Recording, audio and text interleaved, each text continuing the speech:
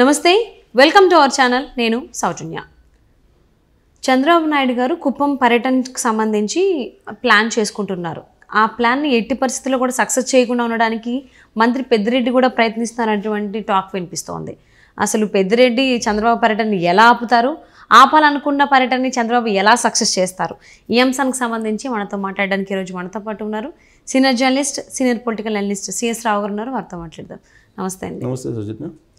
చంద్రబాబు పర్యటనని అడ్డుకోవడానికి మంత్రి పెద్దిరెడ్డి 1,00,000 ప్రయత్నాలు చేస్తున్నారన్నట్టుగా టాక్ వినిపిస్తోంది. సో ఆపాలనుకున్న పర్యటనని చంద్రబాబు నాయుడు గారు ఎలా సక్సెస్ చేస్తారు, సక్సెస్ చేయాలనుకున్న పర్యటనని పెద్దిరెడ్డి ఎలా ఆపుతారు, అసలు ఏం జరుగుతోంది, ఏం జరగబోతోంది కుప్పం పర్యటనకు సంబంధించి? గత 4 ఏళ్ల నుంచి కూడా కుప్పం పర్యటన చంద్రబాబు నాయుడు అనగానే ఒక టెన్షన్ వాతావరణం క్రియేట్ చేసే ప్రయత్నం వైఎస్ఆర్ కాంగ్రెస్ పార్టీ చేస్తుంది.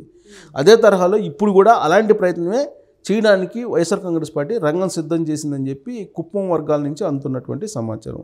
ఏంటి, ఎలా ప్లాన్ చేస్తున్నాడు పెద్దిరెడ్డి అని అంటే, కురువ సామాజిక వర్గానికి సంబంధించినటువంటి ఒక గురువు విగ్రహావిష్కరణని, అంటే దైవంగా భావించేటువంటి ఒక విగ్రహాన్ని, కనకదాస్ అనేటువంటి ఒక విగ్రహాన్ని, కనకదాస్ అంటే కురుబ సామాజిక వర్గానికి సంబంధించినటువంటి ఒక దైవంగా భావిస్తూ ఉంటారు కనకదాస్ అనేది.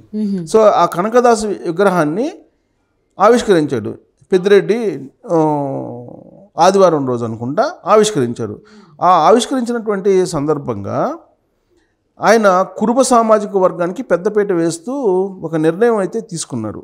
సో ఈ క్రమంలో వాస్తవంగా కురుబ సామాజిక వర్గం మొదటి నుంచి కూడా తెలుగుదేశం పార్టీకి సంబంధించి సానుభూతి పరులుగా ఉండేవాళ్ళు. సో వాళ్ళని తిప్పుకునేటువంటి ప్రయత్నం చేస్తున్నారు. కురుబ సామాజిక వర్గాన్ని వైఎస్ఆర్ కాంగ్రెస్ పార్టీ వైపు తిప్పుకొని ప్లాన్ చేస్తున్నారు. వాళ్ళ టార్గెట్ ఏంటంటే, పెద్దిరెడ్డి మొదటి నుంచి టార్గెట్ ఏంటంటే ఒక సవాల్ చేశారు, ఒక శపథం చేశారు. ఈసారి కుప్పంలో చంద్రబాబు నాయుడిని నేను ఓడిస్తాను అని ఒక శపథం చేశాడు పెద్దిరెడ్డి రామచంద్రారెడ్డి. అందుకే చంద్రబాబు నాయుడు ఏం చేశారు, పులివెందుల్లో నేను జగన్మోహన్ రెడ్డిని ఓడిస్తామని చెప్పి వైనాట్ పులివెందుల అనేటువంటి కాన్సెప్ట్ని తీసుకొని తెలుగుదేశం పార్టీ వెళ్తుంది. సో ఈ క్రమంలో కుప్పం ఇటీవల కాలంలో దాదాపు ఆయన వీలున్నప్పుడల్లా వెళ్తున్నారు చంద్రబాబు నాయుడు.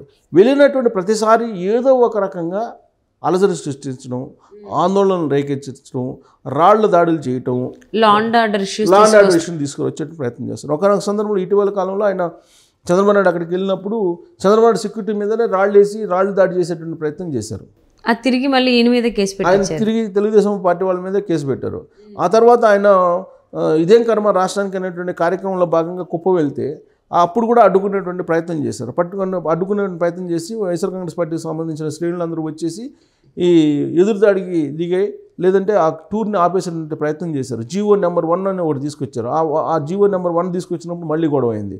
ఇలా కుప్పం ఎప్పుడు వెళ్ళినా కానీ చంద్రబాబు నాయుడు ఏదో ఒక రకంగా ఒక అలజడి సృష్టించేటువంటి ప్రయత్నం చేస్తూ ఉన్నారు. కారణం ఏంటంటే, రాబోయేటువంటి రోజుల్లో కుప్పం నుంచి చంద్రబాబు నాయుడిని ఓడిస్తాము అని ఒక ప్రాపగండా వైఎస్ఆర్ కాంగ్రెస్ పార్టీ తీసుకెళ్ళింది. వరుసగా చంద్రబాబు నాయుడు కుప్పం నుంచి గెలుచుకుంటూ వస్తున్నారు. 8 సార్లు గెలిచారు, 8 టైమ్స్.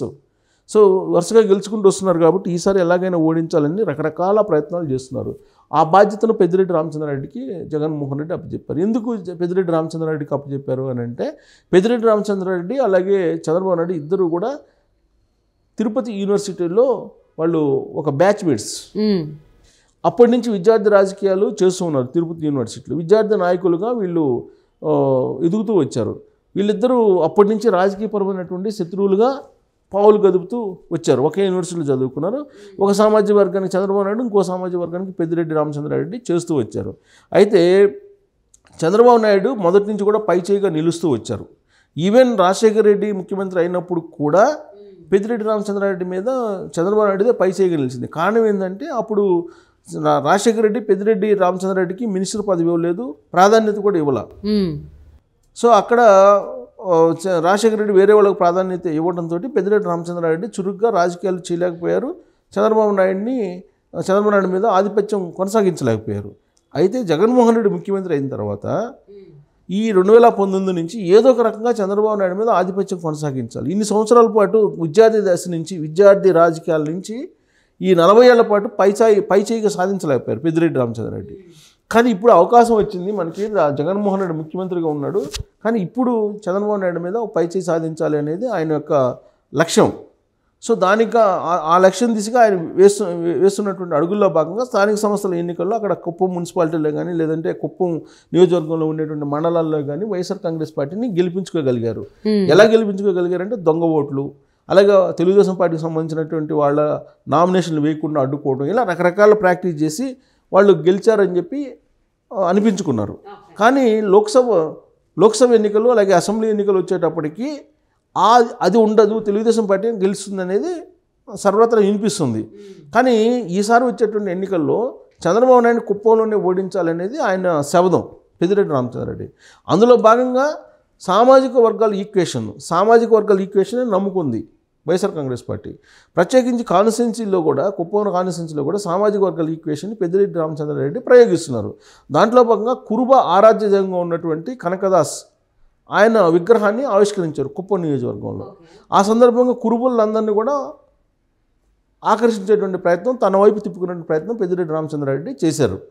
వాస్తవంగా అనాదిగా కురుబులు కానీ యాదవులు కానీ బీసీ వర్గాలు ఏవైతే ఉన్నాయో బీసీ వర్గాలు ఎక్కువగా 90% తెలుగుదేశం పార్టీ అనుచరులుగాను తెలుగుదేశం పార్టీకి వెన్నుముకగాను ఉండేవాళ్ళు. సో కాబట్టి వాళ్ళల్లో చీలికి తీసుకొచ్చేటువంటి ప్రయత్నం పెద్దిరెడ్డి రామచంద్రారెడ్డి చేశారు. అక్కడ కనకదాస్ అనేటువంటి విగ్రహాన్ని పెట్టినందువల్ల ఆ సామాజిక వర్గాన్ని ఏదో ఆకర్షించాలి, సానుకూలంగా మలుచుకోవాలి, ఆ సామాజిక వర్గం ఓట్లు కనుక పోతే చంద్రబాబు నాయుడు ఓడించవచ్చు, ఈ ఈక్వేషన్లో ఆలోచించి విగ్రహావిష్కరణ చేయడం జరిగింది. అందుకే ఇప్పుడు చంద్రబాబు నాయుడు ఆ పర్యటన పెట్టుకొని చంద్రబాబు నాయుడు కుప్పం పర్యటన పెట్టుకొని 3 రోజుల పాటు 28, 29, 30 అనుకుంటా టెంటేటివ్గా 27, 28, 29 సో మొత్తం మీద 3 days ప్రోగ్రాం పెట్టుకున్నాడు చంద్రబాబు నాయుడు. సో చంద్రబాబు నాయుడు కుప్పం వెళ్ళబోతున్నారు. కుప్పం వెళుతున్నటువంటి సందర్భంగా కురుబ సామాజిక వర్గాన్ని రెచ్చగొట్టేటువంటి ప్రయత్నం వైఎస్ఆర్ కాంగ్రెస్ పార్టీ చేస్తుంది అనేది ఇప్పుడు ఒక చర్చ నడుస్తుంది. ఓకే, అంటే ఇంతకుముందు మీరు అన్నారు కదా ఆల్మోస్ట్ బీసీకి సంబంధించిన అన్ని వర్గాల వాళ్ళు కూడా తెలుగుదేశానికి అనుకూలంగానే ఉంటారు అని వెనుముకగా కూడా. మరి ఇప్పటి వరకు 2-3 సార్లు చంద్రబాబు నాయుడు గారిని కుప్పం పర్యటనకు సంబంధించి అడ్డుకున్నారు కదా. మరి ఈ తెలుగుదేశంకి సానుభూతి పరులు కావచ్చు, అభిమానులు అనేటువంటి ఈ సామాజిక వర్గం వాళ్ళు ఎవరు కూడా పెద్దిరెడ్డిని ఎదిరించలేదా? పెద్దిరెడ్డి ఏం చెప్తే అది యాజ్ ఇట్ ఈజ్ ఫాలో అయ్యారా? అక్కడ చంద్రబాబు నాయుడిని అడ్డుకునే ప్రయత్నం చేశారు తప్పితే పూర్తి అడ్డుకోలేకపోయారు కదా. అడ్డుకునే ప్రయత్నం చేశారు, రాళ్ళు వేసారు, కోడిగుడ్లు వేయించారు, టమాటోలు వేయించారు, ఇన్ని వేయించినా కానీ అక్కడ తెలుగుదేశం పార్టీ సైన్యం చాలా బలంగా ఉంటుంది. వాళ్ళు వెంబడించి వీళ్ళని కొన్ని సందర్భాల్లో వెంబడించినటువంటి దాఖలాలు కూడా ఉన్నాయి వైఎస్ఆర్ కాంగ్రెస్ పార్టీ వాళ్ళని. సో అక్కడ తెలుగుదేశం పార్టీ బలంగా ఉంది. తెలుగుదేశం పార్టీకి సంబంధించినటువంటి సానుభూతి పనులు కానీ ఓట్ బ్యాంక్ కానీ చాలా పదిలంగా ఉంది. అది ఎక్కడ గట్టిగా ఉంది? బీసీల్లో ఎక్కువగా తెలుగుదేశం పార్టీ ఉంది అక్కడ. సో ఆ బీసీల్లోనే చీలికి తీసుకొచ్చేటువంటి ప్రయత్నం చేస్తే అప్పుడు చంద్రబాబు నాయుడు బలం తగ్గిపోతుంది అనేటువంటి ఉద్దేశంతో ఇప్పుడు పెద్దిరెడ్డి రామచంద్రారెడ్డి రకరకాల ప్రయత్నాలు చేస్తూ కనకదాస్ అని కురుబ ఆరాధ్య దైవంగా భావించిన ఆయన విగ్రహాన్ని ఆవిష్కరించారు. సో ఇప్పుడు బీసీలు చీల్చేటువంటి ప్రయత్నం చేస్తున్నారు కానీ అది అంత ఈజీ కాదు. తెలుగుదేశం పార్టీకి అనాదిగా వాళ్ళు వెన్నుముకగా ఉన్నారు. తెలుగుదేశం పార్టీ అంటేనే బీసీలు ప్రాధాన్యత ఇచ్చేటువంటి పార్టీగా దానికి ముద్ర ఉంది. సో ఇలాంటి పరిస్థితుల్లో ఆయన చేసేటువంటి ప్రయోగం ఫలిస్తుంది అని చెప్పి ఆయన ఆలోచన. అలాంటి ఆలోచన ఏదన్నా ఉంటే కనుక దాన్ని రూపుమాపడానికి, దాన్ని తీసేయడానికి చంద్రబాబు నాయుడు 3 రోజుల పర్యటన పెట్టుకున్నారనేది తెలుగుదేశం పార్టీ వర్గాలు చెప్తున్నాయి. ఓకే, పెద్దిరెడ్డి గారు అయితే చంద్రబాబు పర్యటన ప్రతిసారి అడ్డుకునే ప్రయత్నం చేస్తున్నారు, అడ్డుకునేటువంటి ప్రయత్నం చేస్తున్నారు, అడ్డుకోలేకపోతున్నారు. అడ్డుకునే ప్రయత్నం చేస్తున్నారు కానీ విఫలమవుతున్నారు ఇప్పటి వరకు కూడా. సో ఇప్పుడు సారి ఆ పర్యటన అడ్డుకోకుండా ఆ పర్యటనకు వచ్చేటువంటి సానుభూతి పరులని చీల్చాలని చెప్పేసి అని ఆలోచిస్తున్నట్టుగా తెలుస్తుంది. అది మరి ఎంతవరకు సక్సెస్ అవుతారు ఏంటని వేచి చూద్దామండి. Thank you so much for spending your valuable time with us, CS రావు గారు. Thank you.